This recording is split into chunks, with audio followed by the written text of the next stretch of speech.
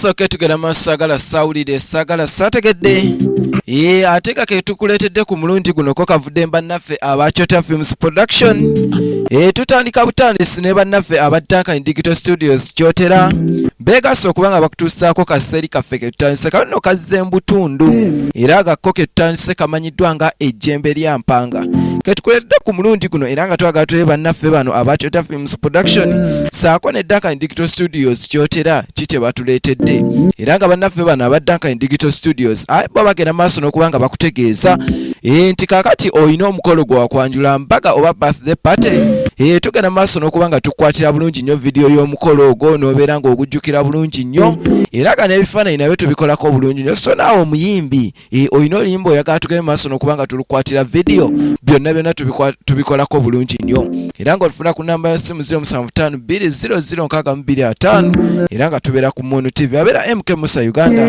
tutandika butandisi ate nga tugenda maaso ke tukuleetedde ku mulundi guno ko ka butundu era nga abasannyi baffe nga Nakavuma Maria agenda kweza nga Susan saagala ogende maaso n'okuba nate ng'omusubwa muke tutandise ak'omulembe ejjembe lya mpanga ke tutandise ku mulundi guno era katwagala tuwe kyakuyiga ki ekikalimu akatundu akasooka ke tutandise episode 1 era katutandise n'omukyala yuno ali mu maziga akutte omwana ali maziga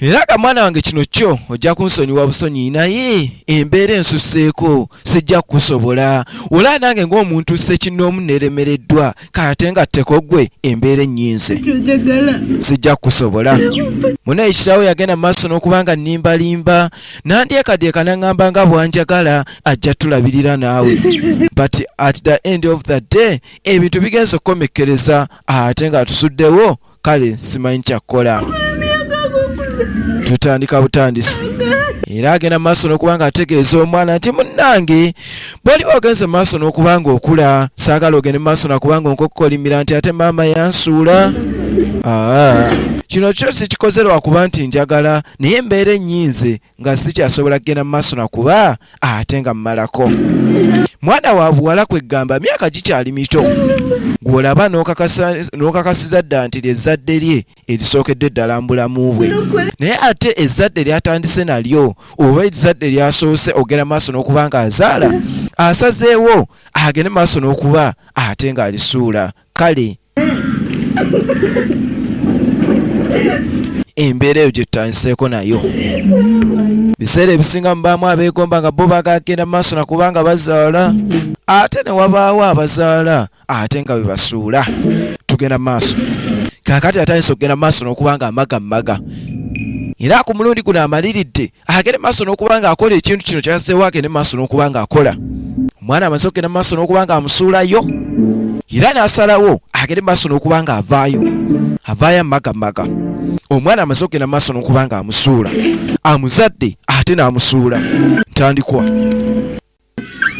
era ku mulundi guno twagala tulabe bannaffe bano aba Chota Films Production seri yaffe eno gye batuleetedde etuwa kyakuyiga ki ensi yo tugiraba yes tugirimu ng'ensi naye ate ensi ogirimu weetaagisizza ate oyongera okuba nga omanya ebiri mu nsi yes by'omanyi obimanyi naye ate kirungi nnyo ogende maaso n'okuba nga weeyongera ate ogenda maaso n'okuba nga omanya tugenda maaso n'entandikwa era nga tutandika butandisi kino kyo kina Uganda kisumuludde ku mulundi guno twagala tulabe bannaffe bano ate kye batuleetedde kyo kyakuyiga kyekirimu kaakati ogenda okuddako eno tuyina mutaka gwe tulengera ate ye kwegamba waya zakyala waya zandibanga tekuli munjogere nyangu oli waba takulimbye nakuyita wala nayagala ate akugumyegumye oyo aba mulalu kaakati mutaka tumulengera ebiseera ebisinga nti omuntu abeera mu mbeera eno ate oyinza okwesanga nga ye alabira ddala nti ate ye asinga mwenna okuba nga ategeera kwega ye bw'atunuliramu abalamu ate ayinza obbalaba nga abalalu ate nga ye yeeraba nga ye mulamu kale ebiseera ebisinga buli muntu yenna alina embeera gy'abeeramu alabira ddala nga ate yasinga abantu ebyokweyalira ate kaakano basuula bisuule aye ne bagenda mu maduuka abeere nga babinoonya kuno kunaaba kudiibuuda kikula ki mutaka tumulengera ye waya tekuli zakyala, waya teziriiko. Kaakati ali eno akangamu awo n'abawagume buguma ate tunagamba ki ng'omuntu gw'okanga nga tavaawo si byendiko naye kino kijja kukolera ddala ng'ekikunta singa mba ngenze maaso n'okuba nga nsooka okyanikako oluvannyuma kijja kuba nga kinkolera bulungi nnyo. Abantu badiibuuda budiibuuzi kwate ebyokulya basuula bisuule n'osanga omuntu nga yeemenya mbu ate amala okufumba kye nabagamba tebategeera butegeezi.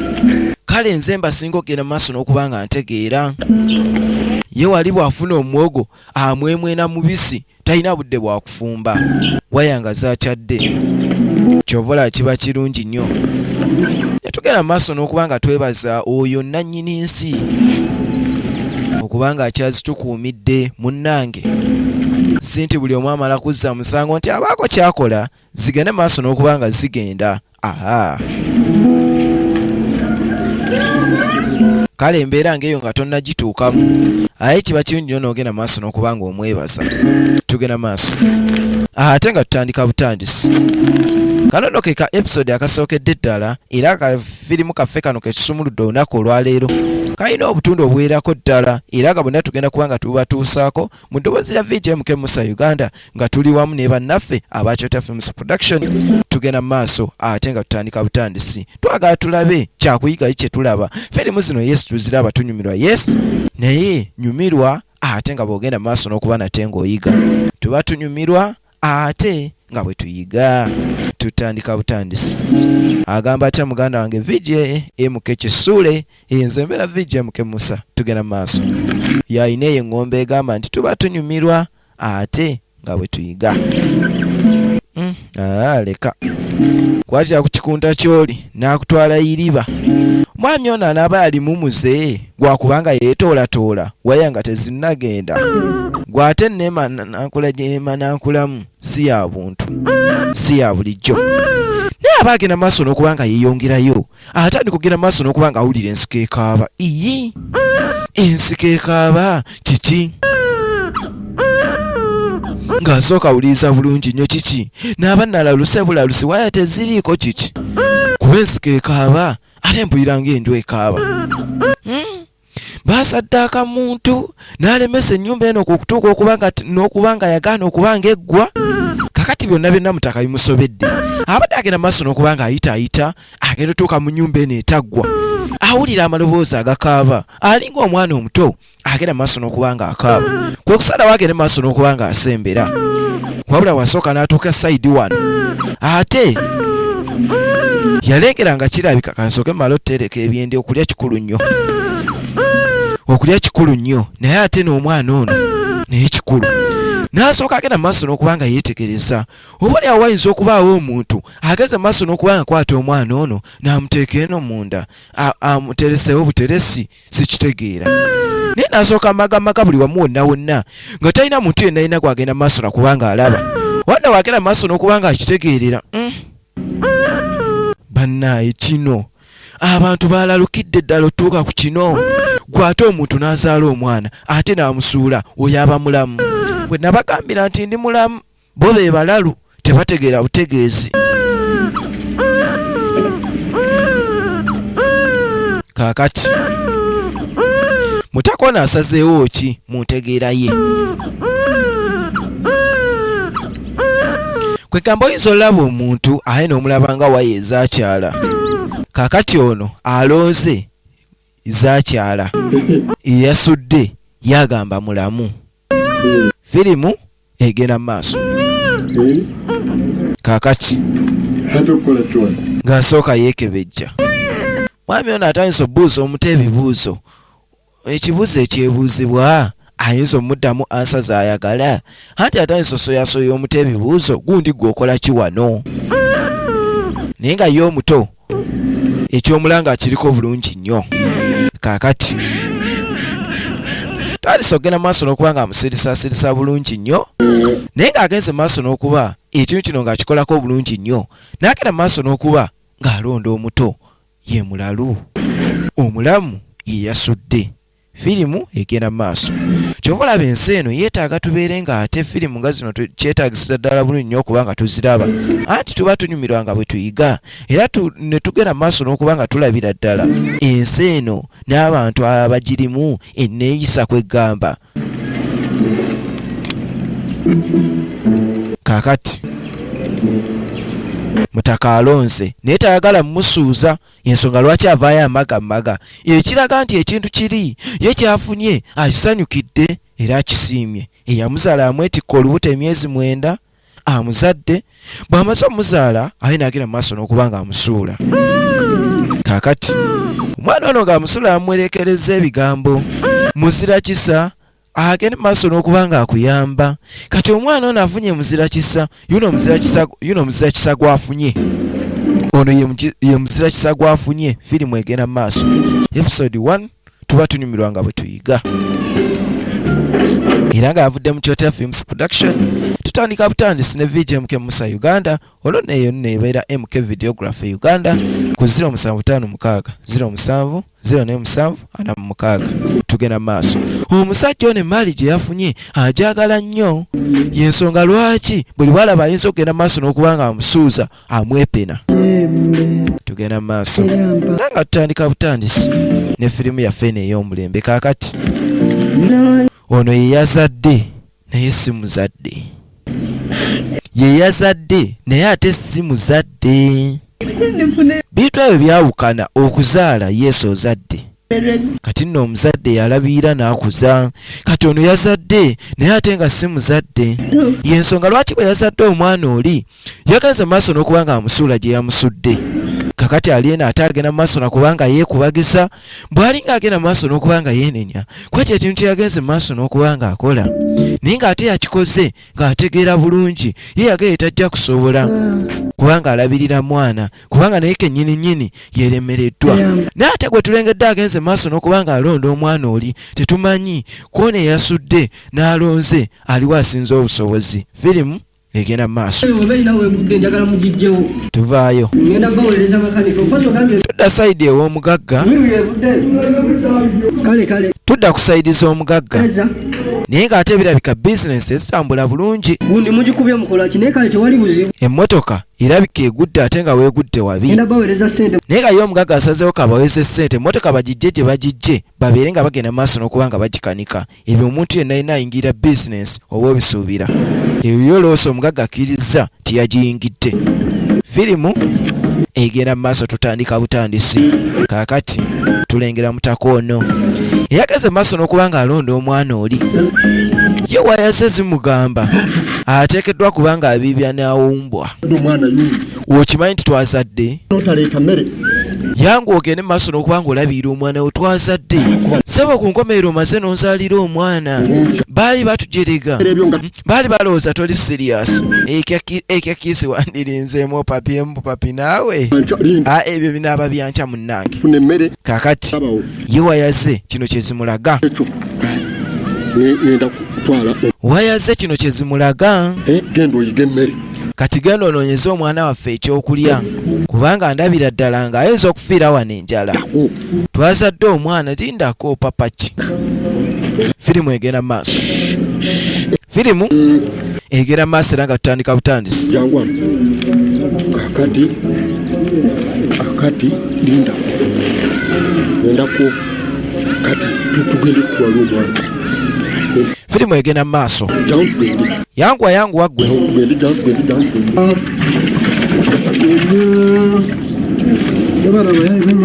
Kakati eyo nga tuvuddeyo tudda ku mukozi yuno akolera omugagga oli gwe twalengedde.